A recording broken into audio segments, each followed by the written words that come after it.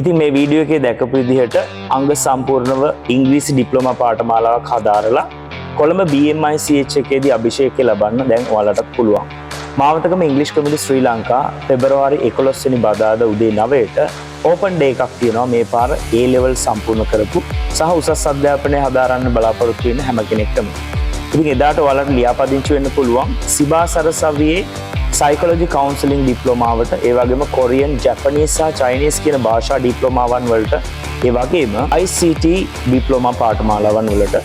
ඒ පාඨමාලාවන් වල සිබා සරසවියේ කතිකාචාර්යවරු ඉංග්‍රීසි කමිටු ශ්‍රී ලංකා පරිසරයට ඇවිල්ලා දේශන ශාලාවල දේශනා පවත්වනවා.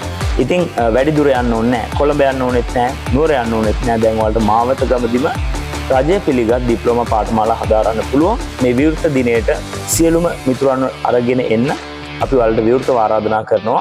එදින සහභාගීත්වය ඔයාලා හැමෝටම නොමිලේ. ඒ වගේම ලියාපදිංචි වෙන්න පුළුවන් අනෙකුත් සියලුම පාඨමාලාවන් වලට. Thank you.